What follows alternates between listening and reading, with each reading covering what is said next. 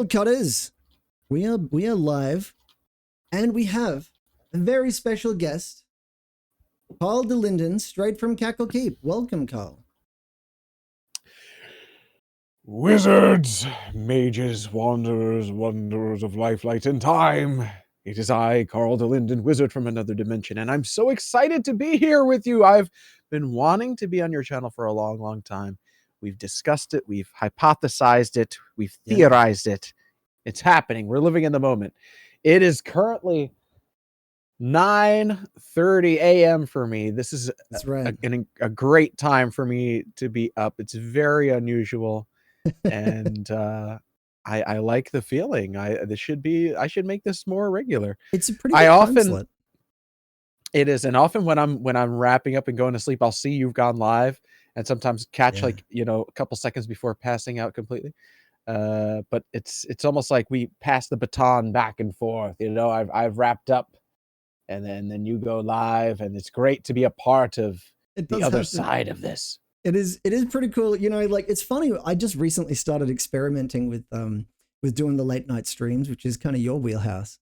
And I was really worried. I used to, when I first started streaming, which by the way, everybody, I need to introduce. This is, at least for me, this is a very momentous occasion because we have another raid.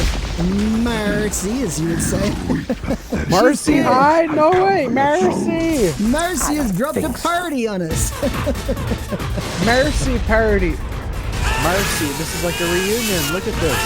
Unlimited powers of the Oh well, they're spamming. Oh no, we're getting. Okay, so Zeblith is hitting me with a lot of magical energy right now. I'm getting hit with. You're really overcharging. I hate when that happens. I just got some upgrades for my interdimensional transmitter. I mean, I've been running around like Rugazon, my dragon friend. He's been helping me out. We've been doing all these runs, hitting corpse up, and we finally managed to jerry-rig a system together to really increase the quality of the transmission around here. So it's looking a lot better these days. But Marcy, normally when I get invaded, I mean, normally I'd be saying, put them up because we may need to fight. But I mean, I don't even need to ask if we're going to parlay because we got Mercy here. We've got to hit the dialect, the Caesarian dialect. Because Sky Jesters, I mean, it's funny when we chose that name for our team. I remember you said to me in the Mage Tower RL2, you kind of had a funny look at me, like, why would you choose that? In my head immediately went to I was thinking of Final Fantasy VI because Marcy has on her profile. I was looking at her profile real quick, and it said clown lady, gamer clown lady. And I was thinking, yo, I'm a bit of a rogue. I'm not a villain. But if I ever was, like, if something really bad ever happened to me and I was overwhelmed by disaster, then I might end up like Kefka a little bit. So I was thinking, Kefka's great. I love that gleeful energy that he has. And with, with a clown in the midst and a rogue that I am myself, a little bit of a trickster myself when I can, weaving and doing what I can, but for the greater good. Sky Jesters, that's how we ended up with that. Zeblither here, by the way. I want to give a shout out to Zeblither because this is a roundabout story. I know I'm talking a lot, but Carl here, everybody, is probably the most important streamer in the genesis of this channel because seriously, I had been wanting to stream for a while. I didn't really have the confidence I didn't fully have the confidence to do it. I just didn't really know exactly what I would do. I wanted to do it because I knew that I felt like I could be good at it, but I didn't really. And then the Sushi Dragon, I was watching the Sushi Dragon and he raided you. And it was on the day you announced your book.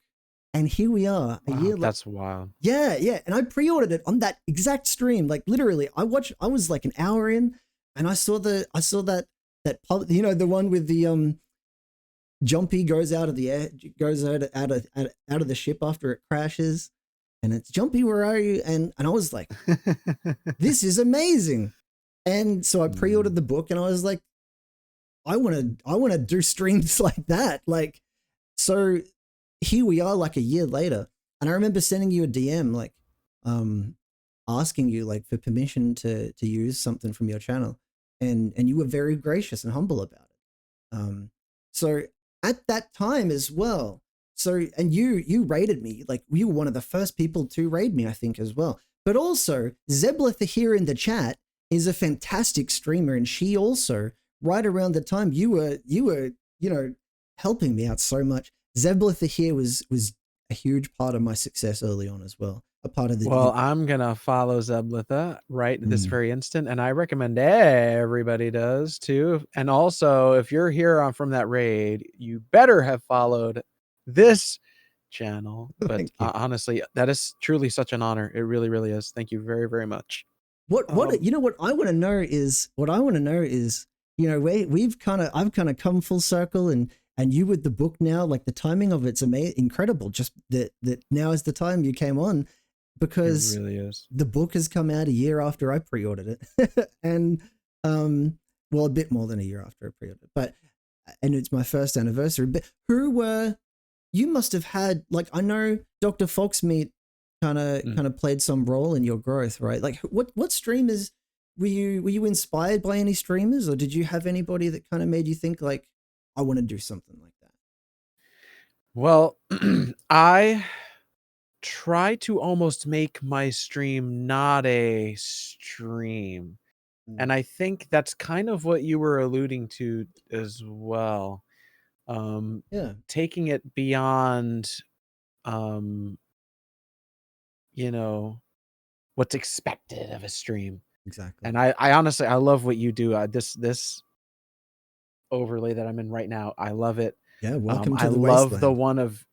I love it, and I love the one of you on the building with the big Titantron, the digitized, yeah. I love that look. Don't be surprised if one of these days you see me rip that off. Feel free. I honestly, that's a great scene. And the like the cartoon style. Yeah. What's that called? Posterized or something? Yeah, it's pasteurized milk. It's like it's just like a 16-bit kind of. Yeah. I think that is so sick. I love that. Where was I going with this? I'm just honored. I'm just thankful. That's really, really nice to say. Oh, my inspiration. Yeah, streamers. So, honestly, my inspiration is stuff like Eureka's Castle and like, I don't know, Blue's Clues. But when it comes to the idea of streaming on the internet, I've got to say it's probably like Richard Burnish. I watched him back in 2010. Interesting. Pioneer, incredible, genius. But also there's a guy named Wet Drunk Wizard, and I'm not sure if he streams anymore. Yeah, he was a really big inspiration. He taught me everything I know about OBS, like, to begin with. He had wild scenes back in 2018, and I was so inspired by him. I'm not sure if he streams anymore. Look it up. But yeah, Richard Burnish, way up there. Yeah. And let's see. It's interesting you said Blue's Clues, because there is I can kind of like when you say it kind of makes sense. Yeah, because the world was kind of it looks, you can tell that guy's not really in that place. You can tell it's super produced. Yeah. And yet that's kind of the charm of it. Yeah. I know there's Cardboard Cowboy, who I'm also a big fan. He brings that kind of vibe a lot too. Big fan. I didn't know about him until I was already well underway, but he was definitely someone, like, he wasn't someone who inspired me to do it, but definitely gave me more gas once I saw, like, oh wow, I love the mix between pre-record and stuff. And also Julie 22 is another person who gave me that same kind of boost once I got going. What do you great stream. When you first started, did you like, because I know that you have like you have a history in like video and audio production, right? So Yeah. How much had you ever seen, like, or more accurately, when you first started, was OBS even being used back then, or what was the broadcasting software? Did you start with OBS? Sneezed. So what I remember, I tried to start streaming back in 2010. I mean, of course there was stuff like Stickam where you just like enable your webcam. That wasn't really like software. But then I remember when I first saw Richard Burnish, and this is go back to the first question, I guess. Yeah. When I first saw Richard Burnish and he was streaming on Ustream, I basically wanted to do what he was doing, and I was just trying to figure out, like, how is he making it a show? Like, how can someone on the internet make a show, not just a stream? Yeah. And I started using ManyCam. Oh, okay. Remember that? I remember that. Yeah. Yeah. I used to have that because I used to when I used to do video calls, you could use ManyCam to throw up images and stuff. So I used to play. Right. I didn't really have like a plan for it or anything. I think it was just when I would video call people, I would sometimes like to mess with them and throw up images and videos and stuff. Same. When I remember calling someone and be like, "Hey, watch this," and I had a green screen behind me. It was poorly keyed out. Yeah. But like I had like wacky effects. And yeah, I think I used XSplit a little bit back then. Oh, yeah. Okay. Like early XSplit.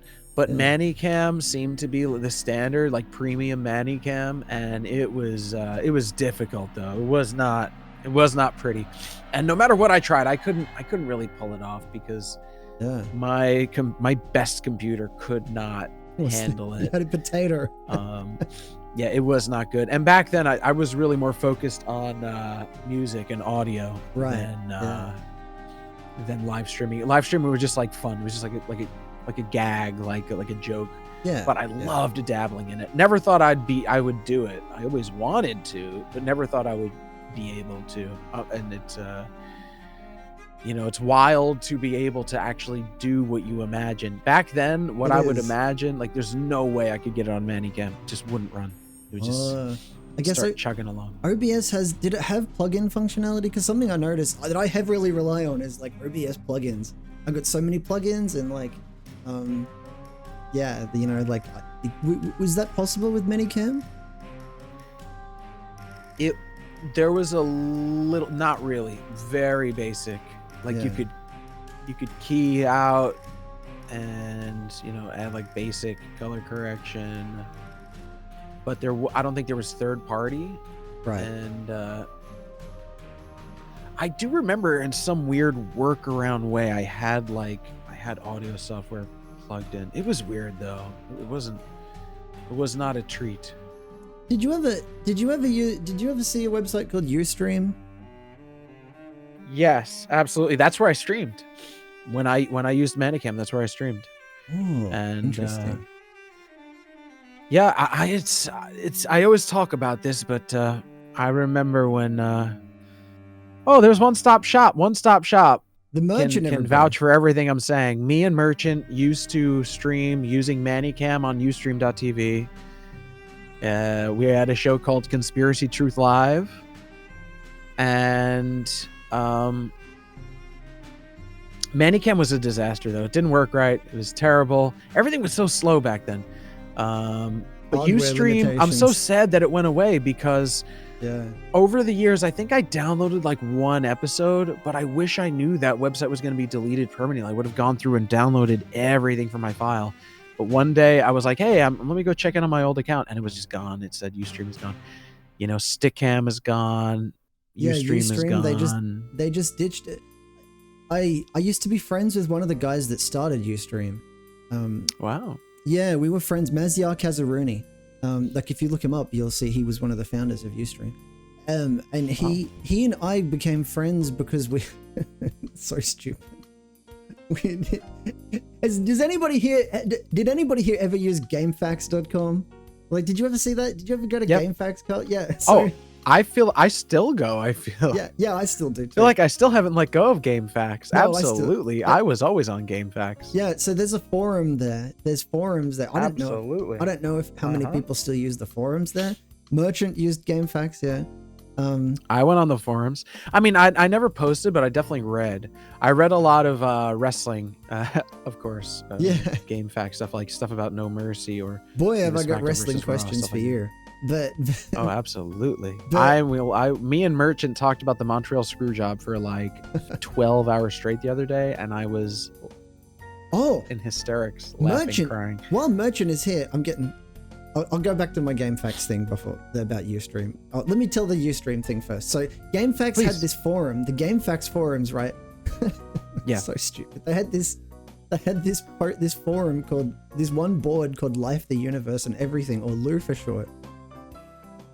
And it was notorious because it was like a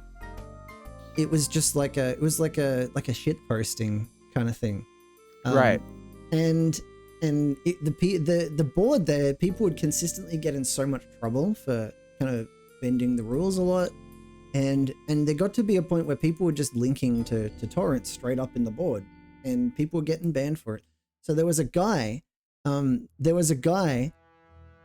called Llama Guy was his username, and he invented a website called Lulinks, right? And the concept of it was you could sign up to an account on Lulinks, and you could and it was manually verified, every single account, to make sure you weren't a moderator of GameFAQs. And so then when you had an account on Lulinks, you could input your link and it would generate a code. So then people would just start posting the code on GameFAQs forums.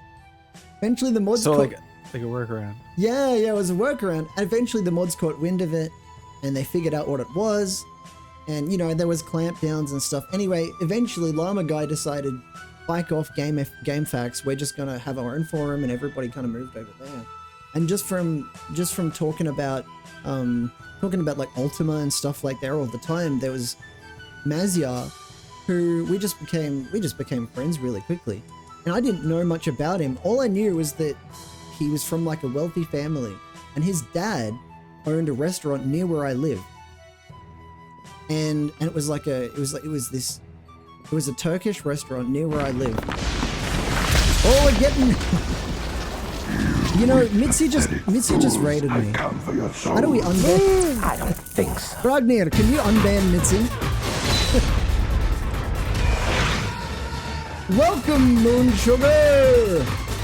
Hi, Moon. How was your stream? I've just been raided by somebody who's currently banned. Ragnir, I'll give them permission to unban Mitzi. I'm surprised that's possible, that you can raid while banned. That's Yeah. interesting. Oh, there she is. Hi, Moon. Banned can raid you. Well, I guess she's unbanned now. But Mazia, I remember he said to me when we got to be good friends. He said to me he was like, dude, my dad owns this restaurant. I'll get you free food, dude. You just go there. You just bring. So I brought my girlfriend there, and we got free dinner. And like I just knew him online through a forum, and he's like, I just rolled up to this restaurant getting free dinners, and then eventually we were real tight. And but eventually Ustream, when it started to kick off, he managed to get contact with Lil Wayne, and I think he parlayed his Ustream into a talent agent business.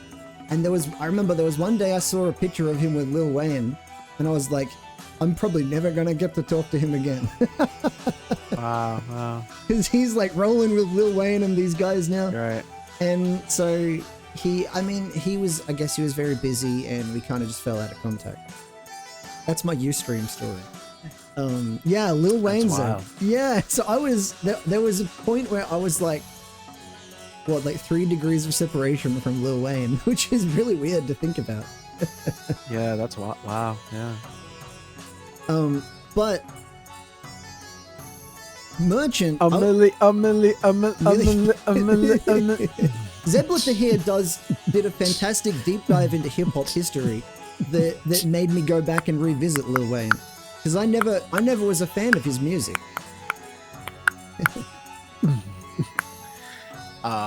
Good stuff. It's good though. He's the fire, man. I like it now. I didn't like it back then. I am a fan now. Yeah, Zed, I am a fan now.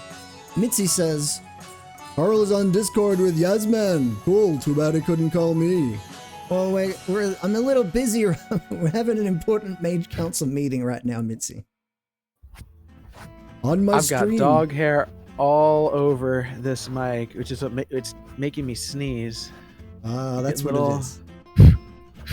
Actually, God, Mitzi, I didn't miss it. I did pop in at one point.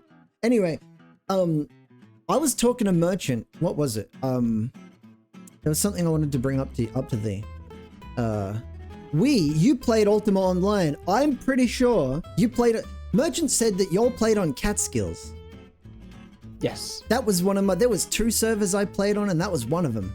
I'm pretty sure that we were in Ultima Online in Catskills at the same time.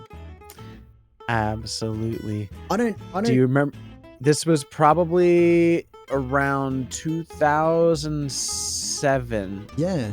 To about 2010, we were on Catskills heavily. 2009, I think, was the last year that I played. Wow, yeah. And we probably crossed paths. Y'all were in there at, I think this was earlier, but y'all were in there around the time when they had the those orcs, right? There was the Orc Guild. What were they called? There was the Guild of Orcs, and they were like hardcore role players. I always remember there being. I feel like there were always role playing orcs. I started on Lake Superior back in like '98, Shattered Clan, but that's then it. We switched to Catskills for a long time, and I think we ended up on Atlantic at the end, though. Yeah. I feel like everyone was moving to Atlantic at the end. Yeah, I mean, if I'm not mistaken. You had so many servers that were just like dead. You know, like I played on Catskills because, when I first played, it was on Catskills in maybe like 99, I think was late 99 was the very first year that I played it. But I played Catskills really, like, I didn't know what the shards were when I was that young. I didn't know what the hell a shard was. Exactly. I didn't understand. Yeah, I just was like, what's it? I thought it was like your starting village. Yeah. I just thought, oh, that sounds good. Lake Superior, a lake. Yeah, cool. That's right. It sounds cool. Lake Superior? Yeah. Like, yo, I want to go there. Like, I was... The only thing is I do remember thinking Catskills was the name of like the actual mountains that me and Merchant would go to when we were youngs. Oh, yeah. I was thinking, yeah. okay, well that's... But again, I was just thinking, it must be just a fun name. I didn't realize, like, that's, you're supposed to, if you're near the Catskills. That's what you're supposed to play on, yeah. I didn't grasp that for a long time. Yeah. I just thought, it's a cool name. That's what I thought too. I was like, I didn't even know about the mountains at that time until a little bit after that. But I was just like, dude, cats? Like, I love cats. Like, I want to play on the cat server. But also, it's Catskills. I always thought it was an interesting word. Yeah. Even when I was a young kid and I heard, we're going to the Catskills Mountains, I was like, Catskills? Catskills? I always interpreted it as like skilled cats, like cats with that's another look at cats with skills, like Ultima avatars dancing, protesting cats, That's right. They're still there right at this moment. Let me check on them. Are they there? Oh, there they are. There they are. They never stop. They're like zombies. I don't know what to do. I feel he should call those. I feel he should call the protest off because I saw it. I overheard a conversation in Cacklekeep with the Prime Ribwitch, who is the leader of the Mage Council to anybody who's watching who may not know. Correct. Our current new leader. Now, the Prime Ribwitch in Cacklekeep was presenting some food. Some food as our dear leader is a big foodie, big sandwich fan, big foodie. And I saw the avatar endorse that food. And I was just thinking, that was an endorsement. He was eating the food. He was partaking with the Prime Rib. Now, to me, I know he protested and I supported him in that protest, but I feel that in light of his endorsing of the Prime Ribwitch's cooking skills, that he should call off the protest. He should get them to, he may not be able to stop, but I feel that as like a, he has to uphold the virtues. So honesty on honor. How can he endorse the Prime Ribwitch and hold a protest at the same time, I think you should throw the scraps of the food to the cats and maybe lure them away. True, that would work. So, with the Mage Tower RL, how long had you And for anybody who is watching who somehow was I mean, I guess you were rated a few times. So Carl Delinden has been running a series of events called the Mage Tower RL. So this is sort of a new addition to the long series of Mage Tower fantasies, which is a huge event that happens. The recent one was the 13th Mage Tower, and you see many participants, and Carl is like a commentator, sort of narrating the events that are ongoing live before our eyes. Now, I do my best. Sometimes I can't keep up. Sometimes it's so absurd and chaotic and bizarre. I can't even describe it, but I do my best. So the Mage Tower RL is you've managed to imbue your crystal with the power to get all of us live footage actually doing it. So like how long had you thought about doing that before you actually did the first one, which was what, like a month ago? Late January? Wow. Yeah. Yeah. Well, I guess I always thought it would be neat, but I never I think, well, there was a thing called the Pickstart 99 back in 2019. Right. And it was 99 streamers. Oh boy. I wrote about this in the book, and the amount of streamers I met from that still come to my channel to this day, including Handsome Will, Saturday, Chai Bunny, Baby, so that's where Will Semper. I can that's go where on and Will on. first rolled up. Yep, that's when I first met Will, and I was always so inspired by that. I was always thinking, like, gosh, the Pickstart 99 had such a big impact on me as a streamer. It brought together so many people, and I always missed that. I always thought, I wish that was still around. I wish I could do the Pickstart 100 or whatever would be next. I wish I could do something like it. Yeah, but that's not only is there nothing like it, but there's even less and less as time goes on. Even more, traditional kind of game shows are fading away. Yeah. And I figured, if no one else is going to do it, if I can't find the kind of collab I want to do, as far as, like a big streamer kind of collab, then heck it, I'm going to make it. I'm just going to do it myself. I had to. So, oh my goodness, I was thinking, the Mage Tower is great. What if it were real life? Probably back in 2022. And then I first announced it in 2022. Ooh, yeah. Took a while. Took 2 years. You violated the law. Pay the court a fine or serve your sentence. It really is. And I'm so psyched. I didn't think anyone was gonna. I'm gonna rewind and talk about what inspired the first Mage Tower, if I could. Hold that back thought. when I was hold that thought, because the merchant. I'm gonna throw a curveball at you. It's totally fine if you don't want to. The merchant has redeemed a sea shanty request. Do you happen to know any sea shanties, Carl? I do, but if I could take it one step further. Ooh. I was wondering if, I really liked your freestyles. Ooh. So I was wondering, I was thinking about my own freestyles, if I could maybe chime in. Yeah. For the one-stop shop here, but really, it's about what we're doing here tonight. Hit us Here, with it. I'll say this. Okay. The Arcane Revolutionary is about to make the council more merry, like Triple H. He'll leave the roster buried. Put him through glass like the son of Luke Perry. DrYazman, tonight, more hype than quality Thai rice. Jasmine, the journey's about to begin. Fasten in. Yasmin, won Money in the Bank ladder match. Now, cashing in. I'm honored to be here. It's the Planeswalker Society. Thanks for hanging out and getting high with me. Tonight, I am going to try to be a wizard.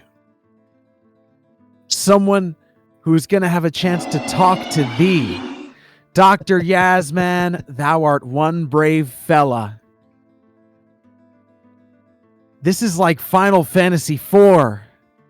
I just want to save Tella in the Mage Tower. You know, you've had greater payoffs than a bank teller. DrYaz, Arcane Revolutionary, thou art the cave dweller. Amazing. Amazing. Carl Delinden, everybody. Brilliant, brilliant. I mean, I'm surprised. You got bars. You got bars. And also, by the way, everybody, we'll come back to that in a moment. Oh my goodness! Hope you enjoyed that one-stop shop, or should I say, the merchant, who everybody should give a follow as well. James from the internet has stopped by. James from the internet is another streamer who has helped me out a lot over my Twitch career, and really, if you're interested in news and events, or if you're just feeling anxious and you just want to hear an angry man shout at clouds, James from the internet is very good for that. Really, and you know, some of my regulars can attest to James, and has one of those amazing sort of radio voices, you know, that I guess OG streamer here on the platform, and TV producer, so really knows his stuff. Wow, I'm gonna drop a follow ski right meow. James from the internet. Yeah. Boom, followed. You got buzzed that you actually was that fully like off the dome, Carl? I mean, what is off the dome? I mean, I was sitting here pondering it and thinking of things this whole time, to be honest. But you know, I mean, that's good. You got buzzed. Freestyle, free piles, 3 piles of Project C's files. Free Bibles. I don't know. In the free trash. Bibles In the trash, out the window, up a mile. Revivals from, you know. Revivals and devivals. Subgenius style. That's right. The water in a sea vial. Really though, I know you actually I was just watching the movie Green Mile, and you know, there was this guy and he was walking on green tiles. And he looked at you and he said, "Keep it together, child." Exactly. But you actually watch. I mean, I know you watch battle rap sometimes. Zeblith has said in the channel rap battle. That's one thing that I'm not gonna do, just because I love watching rap battles. But like, you know, I've talked to Levelhead, who is a great freestyler here on Twitch, and we've been talking about getting a couple of like Twitch rappers together and doing like a Twitch cipher, and where we just play beat. That'd be so fun. Yeah, where we all play beats and we'll just do rap together. I would love it. Zeb wants a freestyle. We just got one though. Well, Yeah, I guess that was for Merchant. But you know, you want a shanty. Merchant did do too. So let's do the old. If I'm gonna improvise a shanty, let's see if we can. You know, I don't even need to improvise one. I actually have. I'll say this about rap though. I am such a huge fan of Pat Stay. He was murdered. He's from Nova Scotia, amazing. Which is where Moon is from. Same city. He was my favorite rapper. Yeah, he was the king of the dot. He was the best best Yeah. battle rapper, my Yeah. favorite rapper. And when he was murdered, I just felt like my fandom. I haven't really watched it since. Yeah, I haven't even same. watched his memorial battle raps or whatever. It just, I don't know. It's my fandom kind of went with him. I'll be honest. I haven't watched it since then. Yeah, But same. every so often I will go back and watch his old stuff. King And of the just Dots remind still, myself of how great it was. King of the Dots still has like the one thing that I thought was kind of to their disadvantage is like King of the Dot was they were the best league for a long time in my opinion, but they, it felt like they, there was you had Smack URL in New York and there got to be like a bit of a rivalry between the two leagues, and to me I don't think that served King of the Dot well because it felt like for a while that that Organic and Bishop and the guys running it seemed to me that they felt like they were trying to catch up to URL, like to what Smack was doing. I didn't think they needed to. I mean, they had Diz and they had Pat Stay and they had Sharon. Like, I mean, you got some of the best there are. What are you trying to act like? They're like you're trying to, you're trying to get at them. Like, just do your own thing. Don't fight each other. Like, and then, it felt like that wasn't good for them. Paz the Red Panda says, after the Green Mile, might I suggest the X-Files? Paz Great getting song. in there too. And Ragnir gifting a sub to James from the internet. James, by Ragnir gifting thee a sub, thou hast entered the Planeswalker Society, which means the portals and pathways of the multiverse will open up to thee. Although, I imagine, James, that in thy time around here at Twitch, I mean, you probably know of a few secret portals yourself, so... Moon just sent me a message, Merchant says, that says, how is Carl talking to Yaz? I'm confused, help. Well, it is kind of confusing. It's is it magic? Well, I'd say it's a little more complex than that. It's magic and technology, which is it's like Final Fantasy VI. It's Magitech. And that's what I'm all about, the forest of wires. Yeah. Magitech, and it really, I love this setup. I love what you've done with the place, and I'm honored to be piped through this screen right now from here to you and right into Moon's living room. It's incredible. All right, they want something. You got the rap. Listen, the Planeswalkers and the mages, they want a bit of a shanty. So I'll give you some. I'm not going to do the whole thing because we've got so much to talk about. And but you'll get shanties and bars galore after this. But listen, I'll give you a little bit. I'll give you a little bit of my Delinden shanty that I wrote. I rewrote the Wellerman. Please. All right. I don't know if you're gonna hear it, but I'll kick a little instrumental in the background. All right.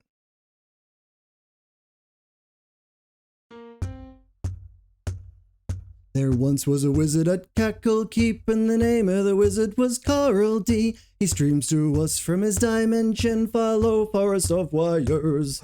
Soon may Delinden come to play some music and do speed runs. Late night when his stream is done, we'll take our leave and go. He went right down to the stage floor when down on him a goblin bore. The wizard raised his serpent and sword, he'd trap that gob today. Soon may Delinden come to play some music and do speed runs. Late night when his stream is done, we'll take our leave and go. There you go. I love it. There's a sample for you. There's a sample for you. I love it. Yeah, I sat down and that was right around the time when Levelhead had been saying to me, the rapper on Twitch, he had been suggesting to me, like, you got to write bars. You got to start writing bars because, like, you don't realize, like, how much that'll improve your freestyling game if you actually write stuff. That's a bop. You like that, Candy?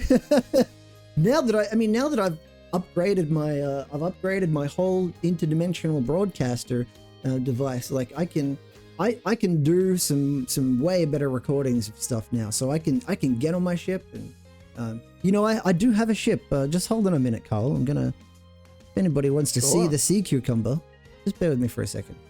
Boom. So we have a ship that we sail around in the Sea of Swords in. We'll come back to the. Woohoo! Yeah.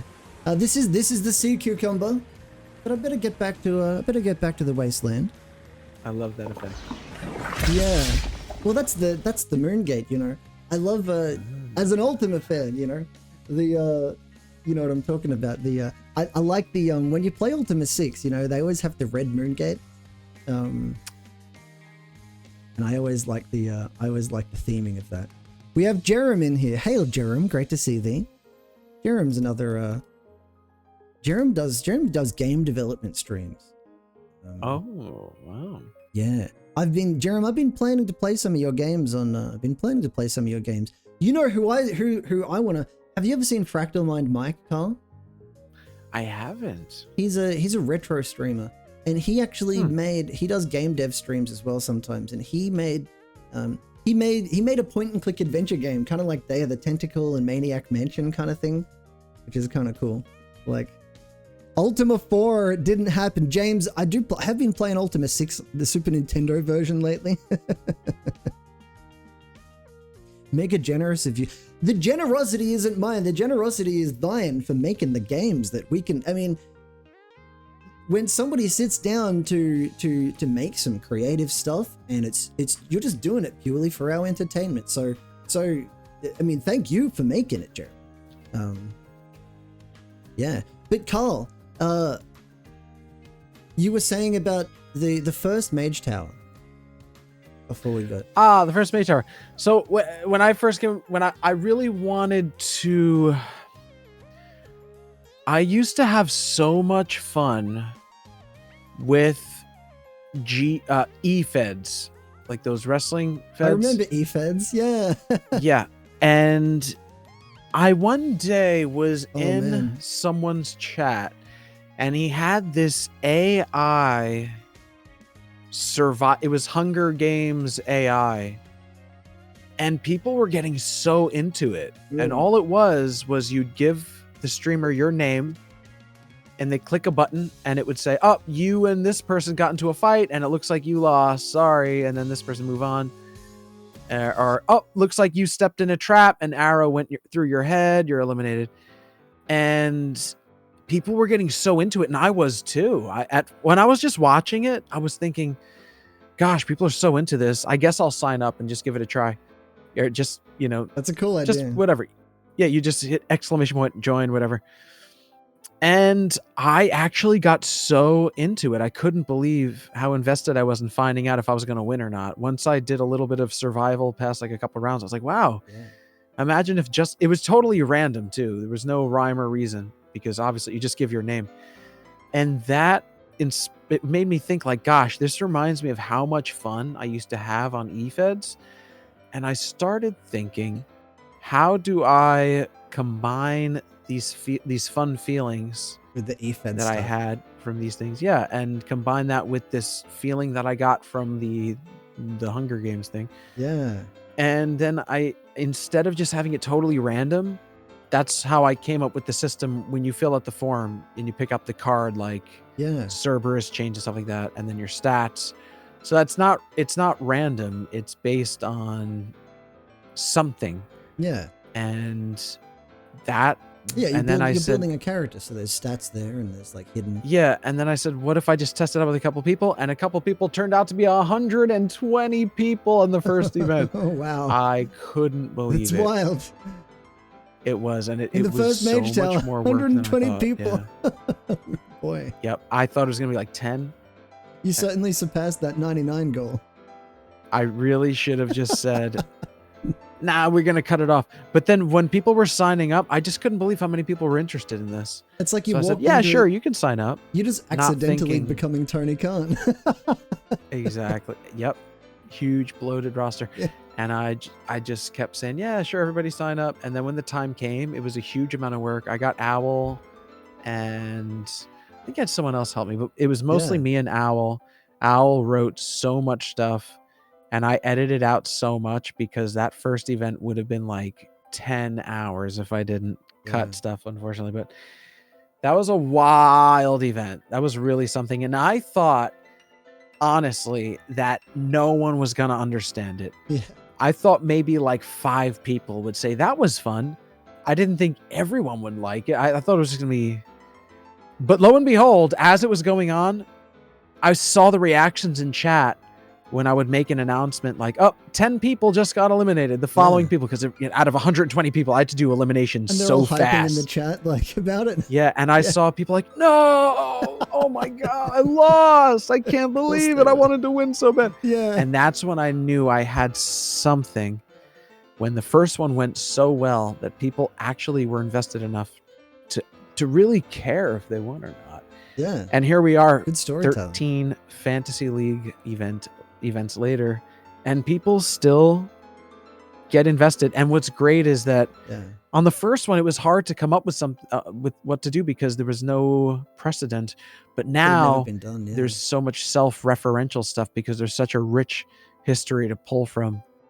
And I'm excited to see how the story is continuing to unfold. And that's what it is. Just like eFeds, you're telling a story. You're telling a long form, almost blog of a story. But the way I read it out, it's like reading the news or something. And the Mage Tower RL, I had the same fear. I was thinking, oh, it was brilliant. This isn't going to go well. No one's going to like it. No one's going to get it. It's not going to work. That big anxiety and lo and behold, in the gullies before people loved you do it. Yeah, and yep. But people loved it, and I couldn't believe it. I was shocked that people had that much fun with it, and and when I see people have fun, and you see people call out stuff in chat like, "I wish this happened," or "I'm so psyched that happened," then you have stuff like, "Okay, then next time we'll do it better. I'll either give you what you wanted, what someone called out for the first time, something that someone requested as far as like a way to do a challenge, or change their expectations and do something totally different." And the more events we do, the more and more fun we're going to have in that sense. And so I'm excited for the third one, April 5th. That's Friday night, right before WrestleMania, by the way. So you won't miss WrestleMania. It would be a nice appetizer. It's Team Blood versus Team Piss, the reunion event. I probably shouldn't ask. Oh my goodness! You may have announcements to do, but so everybody look forward to it though. Trust me. These Mage Tower RLs. If you haven't been to a Mage Tower RL before, I've been in 2 of them, and I know firsthand how much fun it is. The machinations, the storytelling that goes on, like, and we're in there and we're fighting and we're trying to win. It's pretty brutal in there. So it is a hell of a ride. Everybody I've spoken to about it, in Cackle Keep and elsewhere has been really excited for it. A few people that I've told about it. I know at least one person that I talked about it who was so interested, a streamer, Redolent Thought, who he wanted to sign up for it. So I sent him the sign up link, and I think he's so interested that he's gonna end up signing up for it. He does some fun graphical stuff. But sorry, you go ahead. Well, I was just gonna say, I was thinking about this the other day. When I think about how I perceived the Mage Tower going, remember when you were a young kid and you'd try to play maybe like a make-believe thing with other kids, and they would just be like, well, now my character has 1 million abilities and he destroys yours. Yeah. I was thinking, well, how do we get people who can play along in a fair, fun way? And as it turns out, people are so good at doing fantasy like make-believe stuff. Yeah. Because people have taken to this so well. I'm surprised every time how well people get it and how much fun they have playing along with the whole concept. Yeah. I don't know if people have been prepared for it from Dungeons and Dragons type stuff, or just acting, or I don't know, but people have taken to it really well. I'll give you my perspective on that. Oh, you're getting healed there. Oh, thank you for the heal spell. Invest money from a mysterious benefactor. Wow. But I'll give you my perspective on it. I think And I love the absolute mystery in it, you know, like we never really know what's going to happen. And there's always this conversation, you know, it was my favorite version of this conversation. It wasn't even the first time when we were all there backstage when we were like, what's going to happen? You know, it was the second one. It was the second time when there was a mix of us. And we was trying to say, I was there at the Arcane Revolutionary with the real Carl Delinden and a few others. And somebody had said, like, I think Enemy Charlie was like, it said like, what's gonna happen? And we were like, we don't even really know what's gonna happen. Like, we can give you maybe an idea, but it's better for you to just experience it. You know, it's like that old, you remember those old trailers for The Matrix where they'd go, you can't be explained what the Matrix is. You have to see it for yourself. Lawrence Fishburne would be there, like on the TV, like I'm telling you, like you don't get to know what the Matrix is. You have to. That's what the Mage Tower. That's kind of what it's like in the Mage Tower. You don't really know. You just have to wait until you turn up, and all of a sudden you're fighting for your life. But I do love that mystery, but I think the thing that helped, at least to prepare me for it, was the fact that I think for me, like, I love wrestling. I'm a lifelong wrestling fan. Combat sports in general, you know, my favorite combat sports, you know, I love MMA. Like, I watch MMA a lot more than boxing, but like, one thing I love about boxing is there seems to be better promo guys at the high levels in boxing. And I know it sounds weird to talk about a shoot sport like boxing and MMA in sense of wrestling, in wrestling terms, but like, they're still cutting promos, you know, they still have to promote their event. And, you know, like Mike Tyson gets out there and like half the excitement for the fight is just look at the extreme stuff Tyson said, and everybody wanted him to lose, you know, everybody wanted to see Mike Tyson get plucked, and he never did. And so the more he won, the more he would get in there and blow everybody's heads off. And then he would get in there and cut these fantastic heel promos.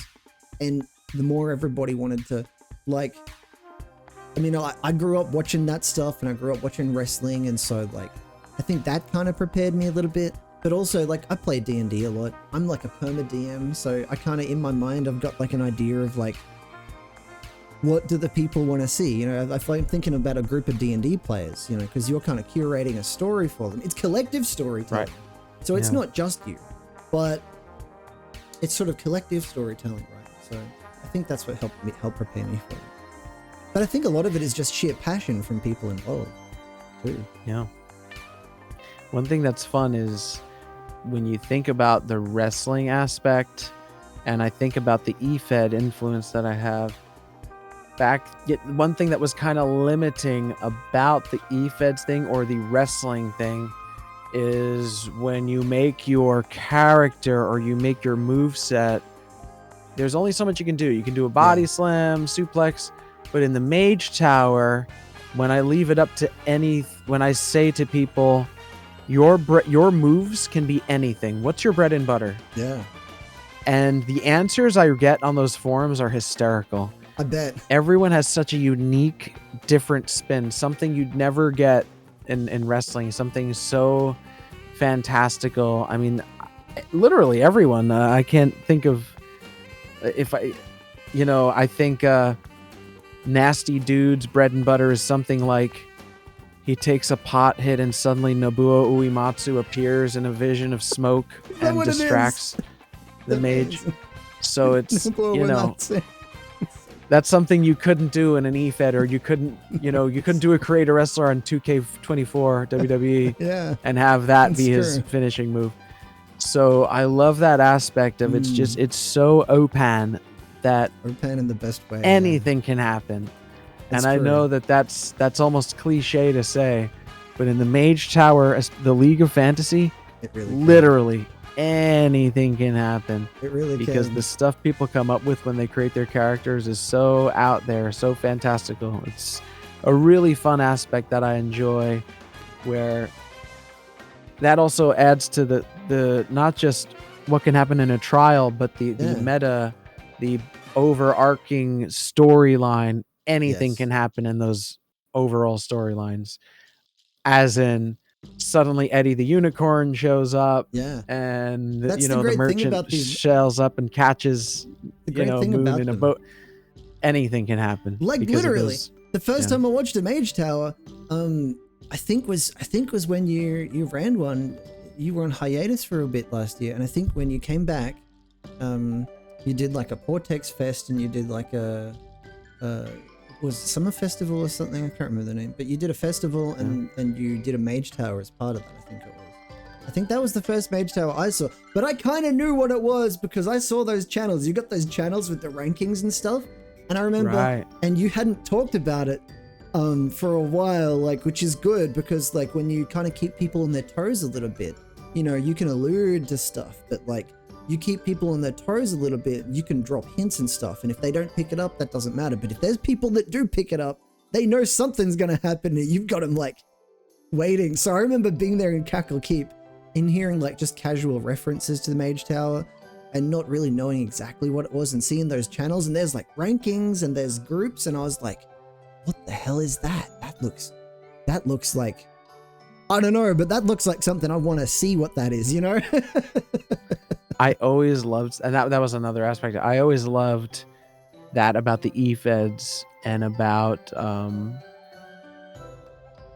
guess about the E-Feds. I used to go just look through E-Feds. boards and go, dang, I want to get on these boards. I want my name to be on there. How hard can Yeah. it be? You know, and I did I guess- e-fetting a little bit. I never ran one. Yeah. but I was in it. I was in one. My buddy same. Tyler, I never ran one, but my buddy Tyler, yeah, I was a part of a bunch of them. my buddy Tyler, he was such a he was such a hardcore. It was so interesting, you know, growing up. He was like a huge WWF fan. I was like a hardcore WCW fan, and but we just bonded over wrestling, and but he was like a huge E-Feder, and the amazing thing was like he kind of told me about it, and he told me about Extreme Warfare Revenge. Did you ever play that? Yeah. I didn't, but I know all about it, Yeah. and people used to always talk about it. And Yeah. I think like Tony Khan even. He played it too, Like, yeah. Yeah. And it was kind of like GM mode, right? On Pretty much. SmackDown versus Raw. Basically, it's like a, you know, Football Manager, that type of game. It's like that, but Yes. with wrestling. I was so deep on GM mode on SmackDown versus Raw. I didn't even play the game. At a certain ECW for point. life, James from the internet says. Oh, absolutely. Rob Van Dam. I used to know Absolutely. I used to know a hardcore my you know, my family's really spread out, so you know, not just in the country, internationally, you know, like I've got siblings overseas and stuff. I remember visiting my sister, and she had this boyfriend who he was like a hardcore ECW fan, and I'd known about it, I'd seen bits and pieces, but I never really, you know, when I was a kid, I was so biased, you know, that fanboy thing. So I was like, oh, ECW with the chairs and shit. Like, I didn't really get it as a kid, but I met Same. that, I met that I didn't like it at boyfriend. first. Yeah, and his boyfriend goes, he was like, I hear that, she tells me that you like wrestling. And I was like, yeah, my favorite wrestlers are Goldberg, Sting, and DDP, and he was so disappointed. He was like, you gotta watch ECW. He was so hardcore. He's like, you can't watch that mainstream shit, man. You gotta watch, like, that's black. You gotta watch Raven, and you gotta watch, and he mentioned Raven, and I had only seen Raven as this, like, WCW did not do right by Raven. So I had only seen him as Raven's flock, and in WCW, and they were kind of lame. They weren't booked well. They weren't booked strong. And the main thing I remembered was that I really hated Saturn as a kid. And I remember saying to this dude, like, isn't Raven the guy that's with Saturn? And he's like, yeah, Saturn's awesome. And I'm like, oh, I don't know if we can talk about wrestling. But I wish, like, if I had have met that guy, like, a couple of years later, we would have been, you know, like, getting on, like, real good. And I love ECW. Yeah, Saturn now, was of course. good. He was in ECW. He was really good. Yeah. It's a shame these ECW was guys. great. It's a shame these guys, you know, WCW just really, like, there's so many guys that they would sign and they just would do nothing with them, and it's a shame. Especially, like, you know, like Raven, man, the psychology of Raven, insane what he was able to do. The stories that he could tell. If you listen to you like shoot interviews with him, like crazy what he's capable of. The mind of that man.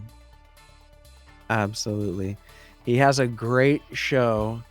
I don't know if you've heard of this. It's called Wrestler Rescue, where he takes wrestlers and their gimmicks, and it's almost like Gordon Ramsay does with restaurants. He does with wrestler gimmicks. It sounds great.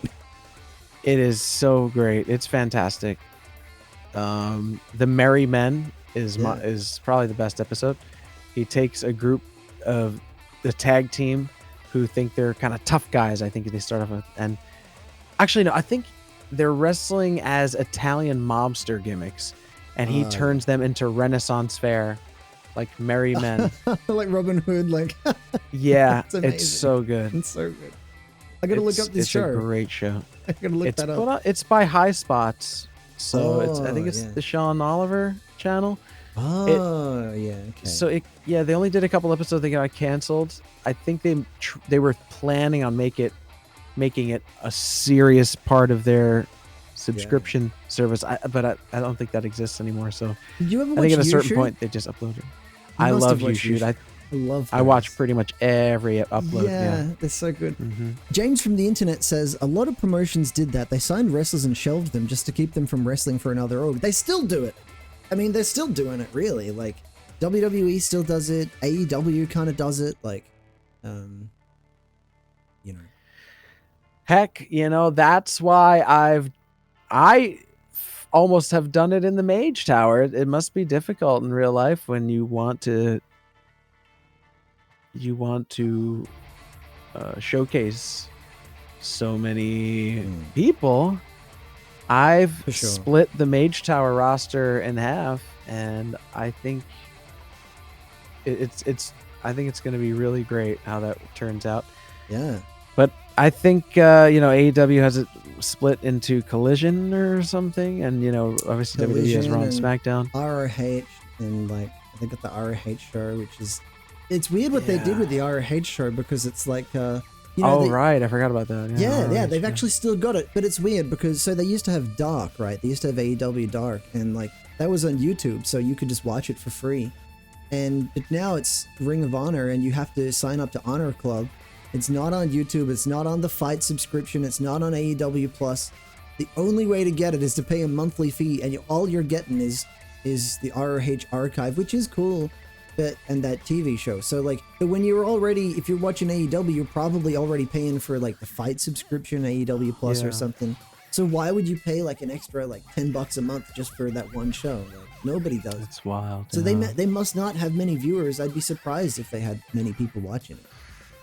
Wow, yeah, I didn't know about that. Wow.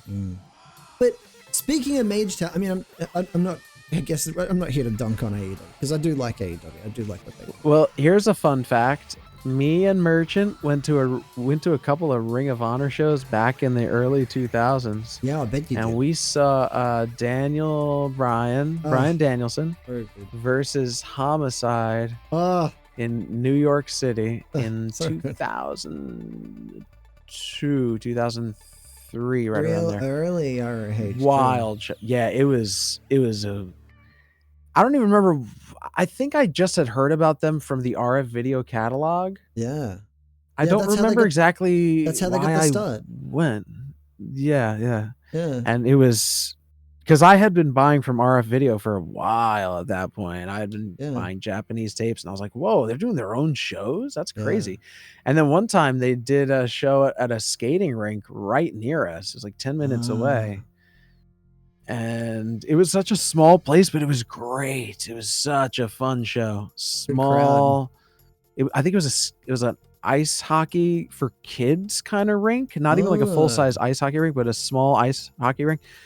And they set it up. The main event was Christopher Daniels versus Christopher Daniels. Amazing. Might have been Homicide again. Oh man. And at one point, Merchant stood up on his chair and gave Christopher Daniels the double birds, even though he was a face. So good. And Christopher Daniels looked right at Merchant and said, F, and he said the actual word. He didn't say fudge or F, but you can imagine. I'm not going to say it. But what he said was, F me, F you. Classic moment. Classic moment. That's amazing. And that's what's so fun about those shows like that is you can The crowd actually, interaction. yeah, you're actually Yeah. right there looking at them. There's no way to avoid it. That was back when they And- had that was back when they had like ROH back at then. They had like Mike Modest and they had like they had Paul London, I think, and yeah, they had that would have been cool. Trying to see. think. I think if I'm not mistaken, this might be a little. I think we saw Samoa Joe's like last ROH show. I think there's something like that before he was Yeah. going to be full blast with TNA, because I think for a while TNA and ROH were kind of doing like an indie back and forth thing. So maybe this wasn't 2002. It was like 05 or something. But this. Yeah, I remember Joey Samoa was on there, and Joey everybody was Samoa. talking about it being his last full blast Ring of Honor show. They Good had times. didn't they have Kenta Kobashi in ROH back then? I believe Around that time. so. Yeah, I think Yeah. that had Joey Samoa versus Kobashi. You know what the crazy thing about Kobashi is? He actually got booked to wrestle internationally last year in Australia. Wow. He wrestled in Melbourne. He wrestled in great. no, he didn't wrestle. Sorry, he appeared at a wrestling show though. He got booked to I didn't see it. But he got booked to like present like a trophy for a tournament or something like that. And I was thinking like, how the hell did they book Kenta Kobashi like internationally at all? Let alone like booking him, you know. I didn't think he even took bookings anymore. You never see him in you know, he hasn't shown up in any of the big Japanese promotions in a very long time. But somehow this little Melbourne indie promotion booked him. That's great. Big fan. Yeah, Love him. Loved Misawa. Loved Yeah. It's Kobashi. a shame. times. It's a shame that it's a shame Misawa didn't. It's a shame Misawa didn't get to. Shame he died so young. I guess. As with so many wrestlers from those days. But- Yeah, great legacy though. Misawa and Kobashi, that rivalry, those matches. Dude, people it's are the still Austin and talking Rock of about it. Japan. Yeah. People still talk about it. Like even AEW is still referencing the four pillars. You know. Oh, Crybaby Club passed through. Crybaby Club, everybody. Just recently, we just recorded an episode of a new series with Cave Dweller that we're going to be debuting on YouTube this month. And we just recorded the first episode with Crybaby Club, so really chill stream over there. Good community, good chill community. Absolutely. I always drop in and I enjoy watching the sometimes there's like a reality show binge, and I'm all about that kind of stuff. Yeah, Or just wacky movies. Love a good wacky movie stream. Wacky show, wacky movie. yeah. You know, Merchant's been having kind of a 24-hour kind Well, of Merchant's been doing wacky some great movie ones stream. lately. Been great. Love that stuff. Um, But the Crybaby Club, absolutely crucial for the side panel. Speaking of, I mean, Crybaby Club was also in the Mage Tower, the first one, Mage Tower RL, I should say. Yeah. And speaking of the Mage Tower RL, we have an announcement to make. I, as the second Grand Master, have selected a title as invited by thee. And I would like to announce that in light of my mission to bring magic to all the mages and make it accessible for all the people who wish to learn the ways of magic and help bring that Torkorn spirit to the people, I would like to announce my title as the Grand Magister. Magister. I love that. So that I may take my knowledge of the ways of the Mage Council and my knowledge of the arcane and my knowledge of, well, sort of looking into people's spirits and seeing what's inside them. and as the Grand Magister, I hope to be a little bit of a sort of adjudicator of the magic that people are using, and get in there and keep an eye on what's going on behind the scenes, you know. Roguish Wow, ways. this is a huge announcement. The Grand Magister has arrived. I'm honored to be a part of this announcement. Thank you very much.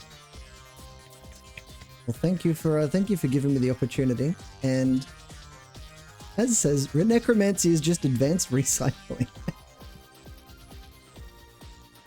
but yes, everybody, the Grand Magister has arrived. So, with that, I have to ask, Team Blood and Team Piss, what's going to happen to the winning team, or is this a secret? So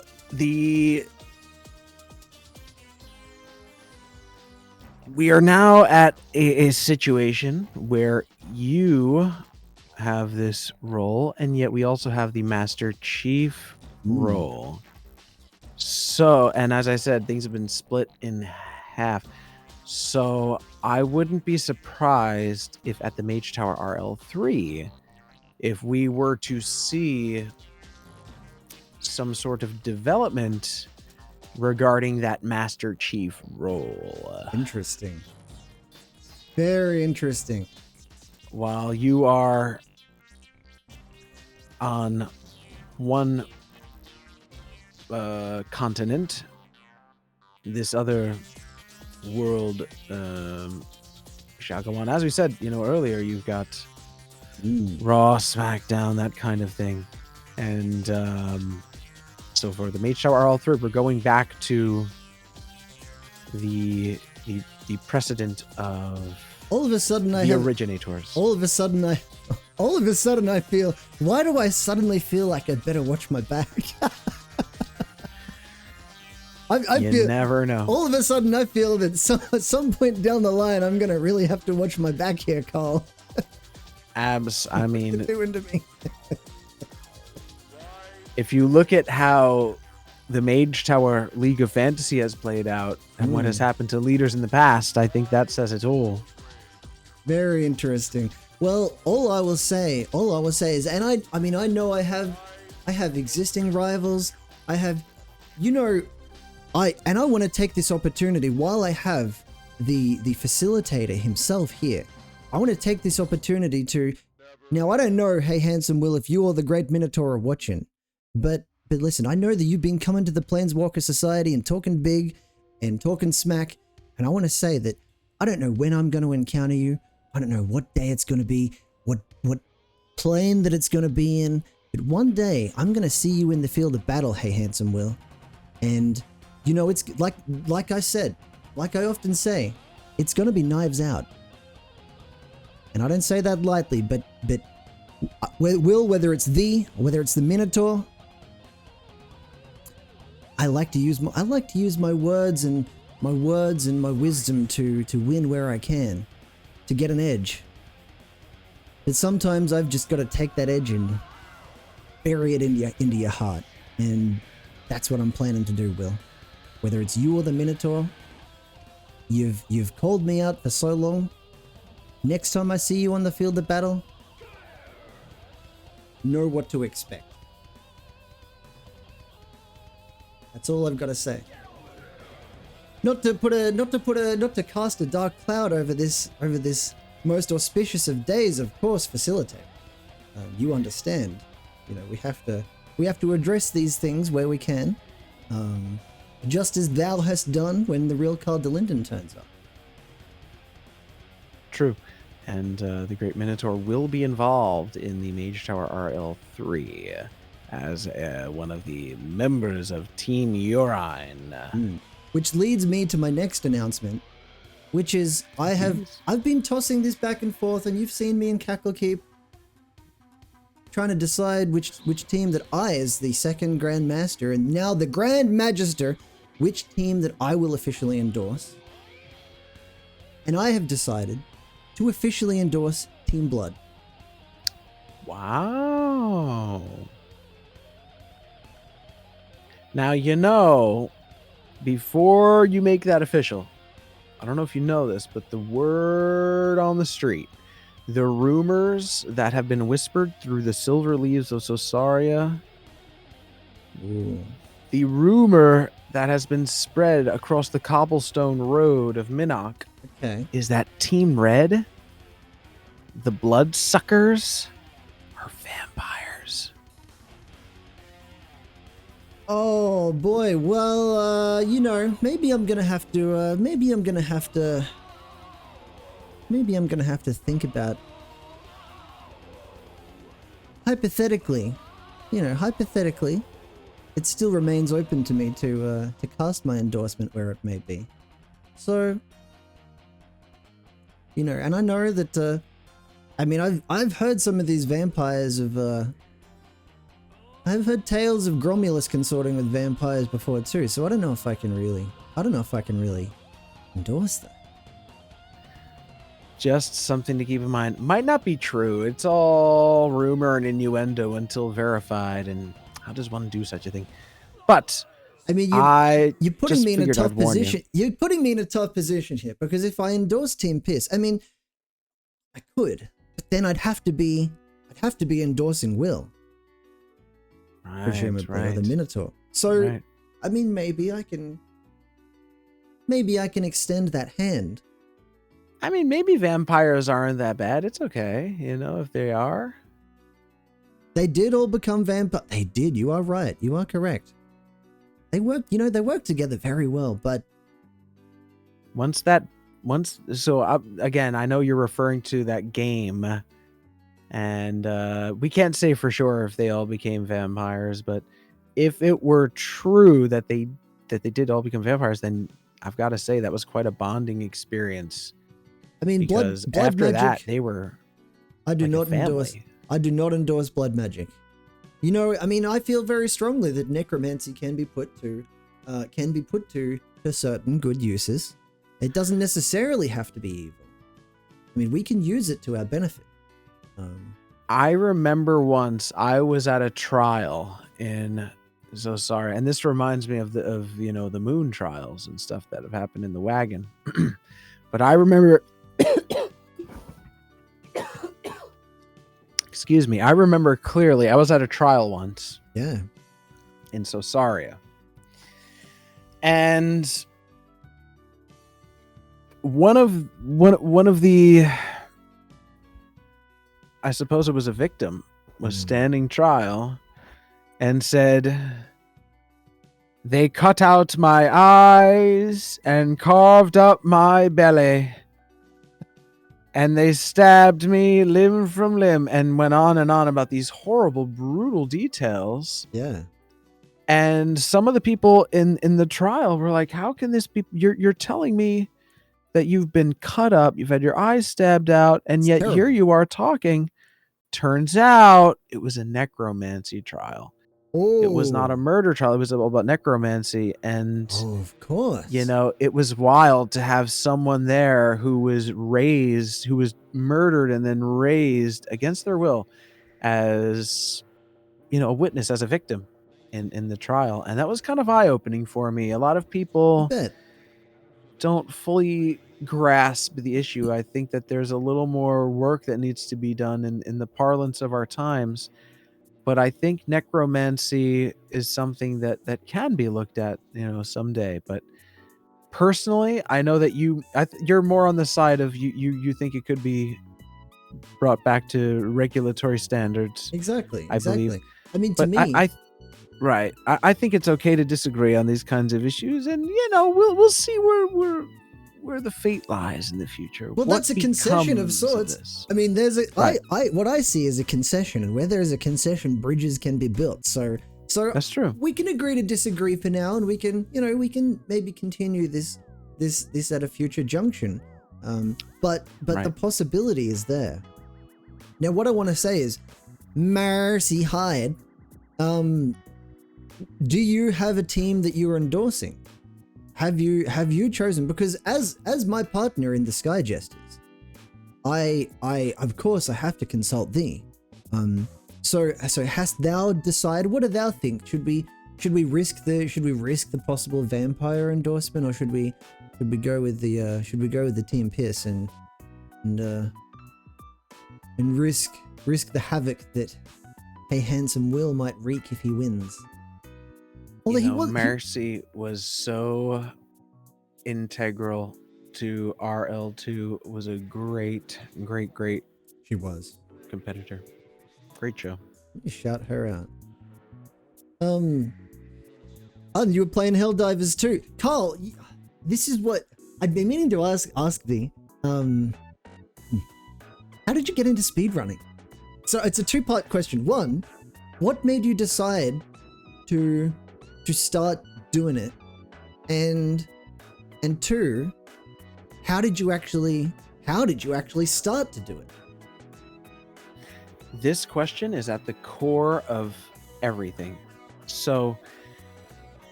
back maybe in 2012 or so, me and Merchant started this tradition where every year on Halloween, and if you have the book, this is pretty much a recap of the book, but yeah, it all started where every year for Halloween, the Halloween tradition, we would watch Night of the Demons and play Super Ghouls and Ghosts on Super Nintendo. Just because we would always think back like, gosh, we love that game. Why don't we, it's a creepy, ghouly kind of game. Let's play for Halloween. Yeah. And then every year we'd pass the controller back and forth less, and Merchant was able to beat it faster and faster. The first couple of years we played it, it took like all day of us passing the controller back and forth. And then as years went on, Merchant started to just get right through it. And then we started thinking, hey, can anyone beat this game faster than Merchant? Because that would be wild. Turns out many could. We didn't, we underestimated how serious this, we would find these answers of how fast people were beating Super Ghouls. That's how we got turned on to the whole world of speedrunning. That's amazing. And from there, Merchant was streaming Super Ghouls all the time. And one day we had a nice crowd of people, and amidst the crowd were some really well-known, the world record holder of Super Ghouls was there amongst some other really high-ranked players. Oh, and cool. Merchant was done, and Merchant said, all right, I'm done. You can cut the stream if you want. But I said, you know what? Why would I cut the stream? There are people here watching. Yeah. How about I do a speed run? I know I'm not good, but I'll try one. And I fired up Ghouls and Ghosts for Sega Genesis just on a whim. One. You really picked a hard game too. Well, Super Ghouls is way harder. Yeah. And Ghosts and Goblins on Nintendo is wildly hard. Yeah. And the Genesis one, I did have more of an understanding of when I was a young. I always felt like I just got that game more. So I started just doing a couple runs of that, and that's where it began for me. And I was horrible at it. I mean, my runs took hours at first, a long time. Yeah. But it was just for fun, and I stuck with it. And then I started, what Merchant would stream Super Ghouls, and then sometimes, and this was just totally like a hobby. Yeah. Often there would be no viewers at all. It was just a total hobby. Like, hey, I'm gonna play some Super Ghouls. I guess I'll stream it. Yeah. Yep. And then I would, once we had the whole stream thing set up, I was like, hey, I'll do that too. Why not? And let me play SimCity. Let me do a speed run of SimCity, or let me try a speed run of Rise of the Dragon, whatever. And then if you look at my speed run profile, you'll see a lot of those early ones. Game. I love it. And so that's it. That's where it all began. Once the stream started getting more serious, then I took speedrunning more serious because I started looking for more activities. Yeah. At first, I wasn't playing music on stream at all. And then I said, hey, I'll play some music on stream, I guess, and dabble in that. And everything kind of just elevated. Yeah. Everything just, the speedrunning got more serious. The music got more serious. Once it all came together. And here you are. And everything got the dial turned up. As more people got interested, the dial got a little turned up on everything. little Yeah, more I mean, effort on everything. You do have I mean, it is a hell of an experience. You know, the first time, I think a lot of people watching a lot of y'all can relate, cutters, to the first time you saw Carl. You know, if for those of us who are already followers, it is a hell of an experience when you first see that stream, and even when you're taking a break, and the videos come up. The lore videos come up of your adventures, and it really is amazing. But I'm so honored you feel that way. I love it, and I'm so proud of it, and it means a lot. Thank you. yeah, it's a hell of an experience. When you are there any games that you would like to start speedrunning that you have like you just don't really have much experience with? I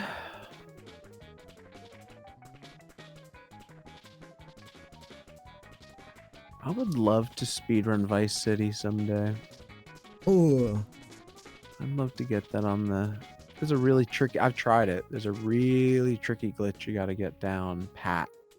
And I never could. But GTA Vice City. Interesting. Yeah, I think if I did a lot of practice, I'd get that glitch What's down. the target time for that? It's quite short, which is very appealing to me. I don't remember off the top of my head, but it's quite short. Very glitchy. Very, very glitchy. But I love that. Thank you for stepping through the moon gate, Boney S. Oh, Miss Darker. Bonnie! Miss Darker says, I came in from a Sixler raid and I was scared and confused, then captivated, then astonished. That's great. I knew it was going to be good before I even saw your stream because I was watching the Pike and Sushi Dragon, and he goes, oh, I'm going to raid this guy. He's really good. I like what he does with his visuals or something like that. And I was like, dude, if he's saying this is going to be good, I have to stay for this, you know, because sometimes you're watching, I try to stay for raids. I most of the time I do stay for raids, but you know, sometimes like you've been up late, you know, you've been up, especially these days. I think you can relate, Carl, when you're streaming for a long time, and absolutely. Yeah. And then you don't always stay for long after the raid, but when he said, he was like praising you. And I was like, if he's saying that, you know that it's good. Like it has to be good, right? So I'm that's staying. a huge honor that he said that. Yeah, and so I was like, I'm staying to watch whatever this is. Immediately, just brilliant. And and you can see from the comments in my chat, like you know, a few people, and Swift already absolutely blown away the first time, you know. So GTA Vice City might be in thy future for speedrun. Yeah, and I know there are a lot of games I could have given that as an answer that I say on stream, and a lot of stuff. There's some stuff I'd like to pick back up, maybe Morrowind, maybe Blades of Vengeance, stuff like that, Rise of the Dragon.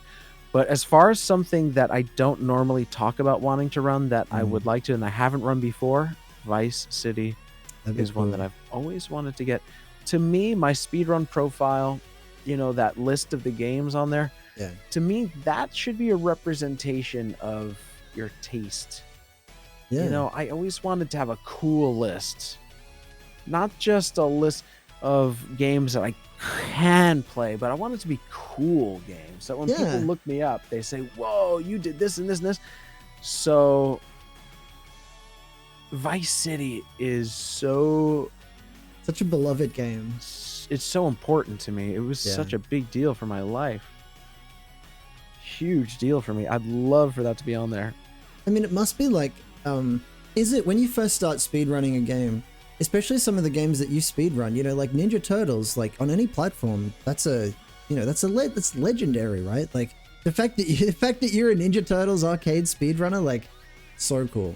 Yeah, like, I mean, I think anyone can do it. I really do. You just got to learn the route decently and like just copy it.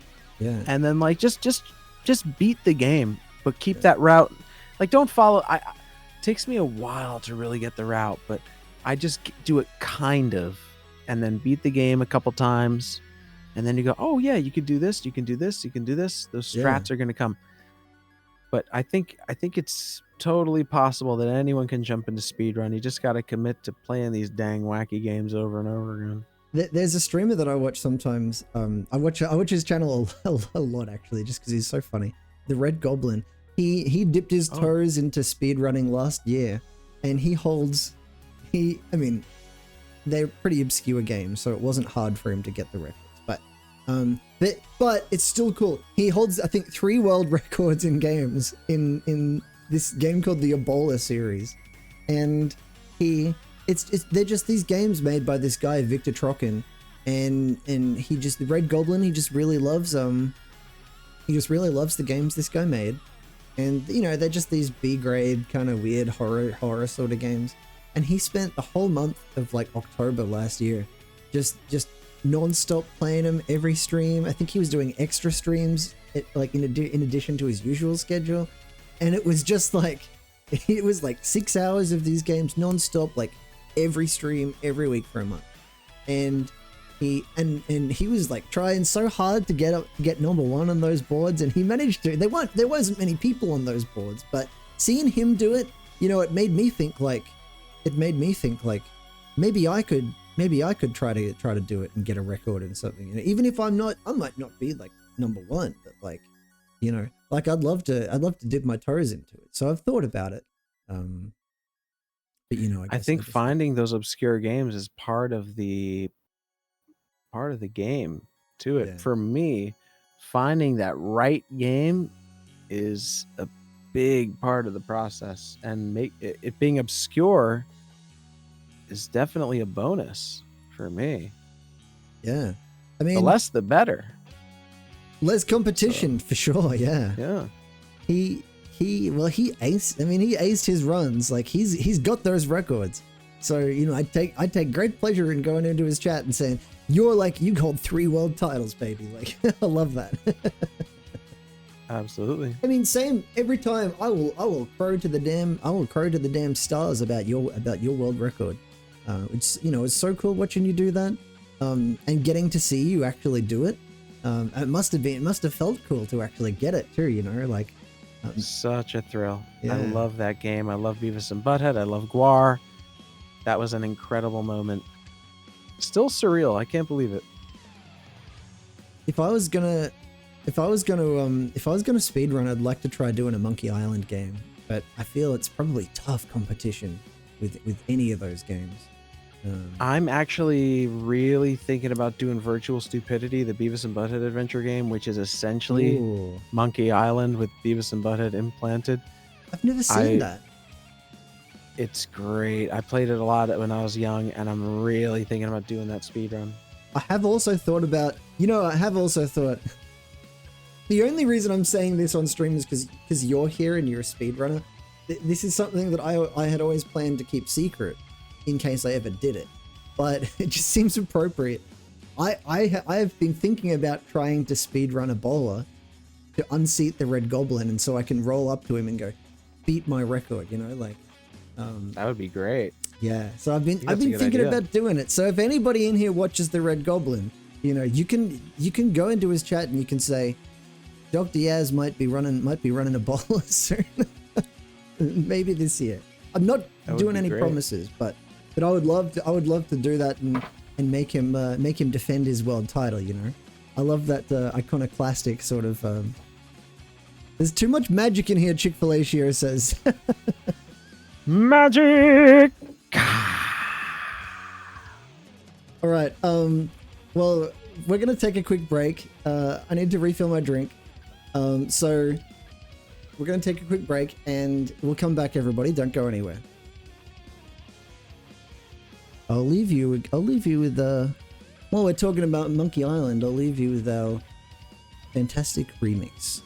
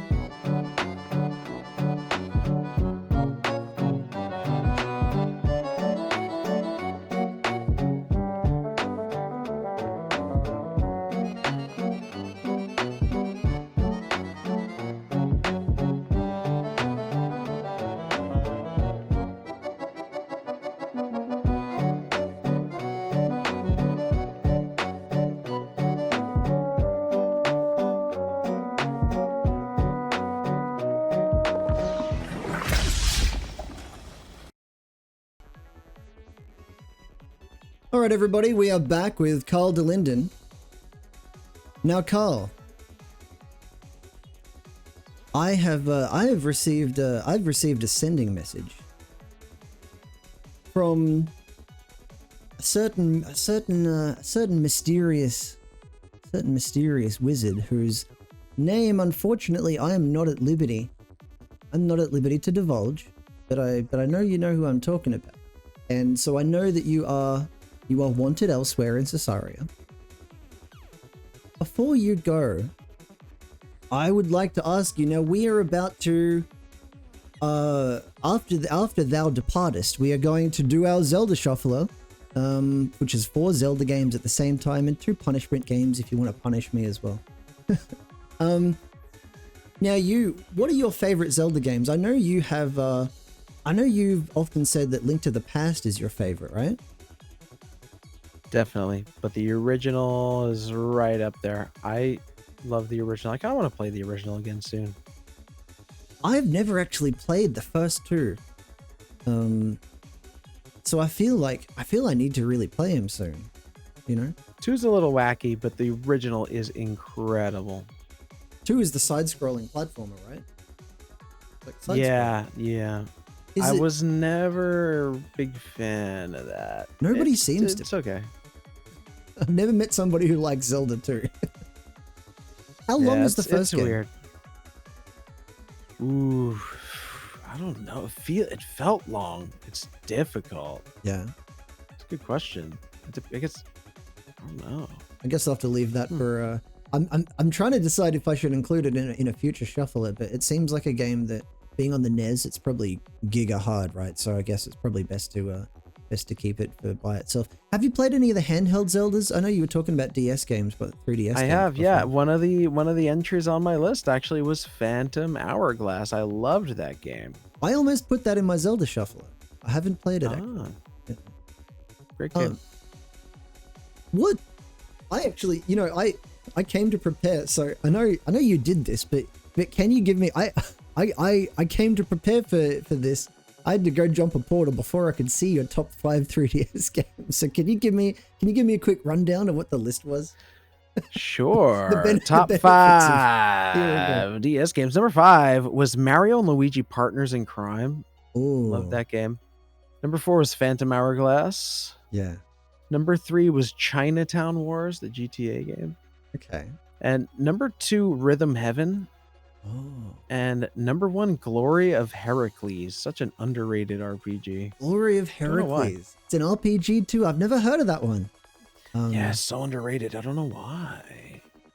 I love those little obscure RPGs. You know, I played a demo for one, which I'm buying day one. It's a JRPG called Felvedek, and it comes out pretty soon, I think next week. It might be this, I think next week. And it's set in Slovakia in the Middle Ages. It's set in medieval Slovakia.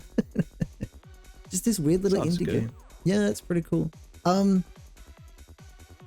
Glory of Heracles. I haven't even heard of that.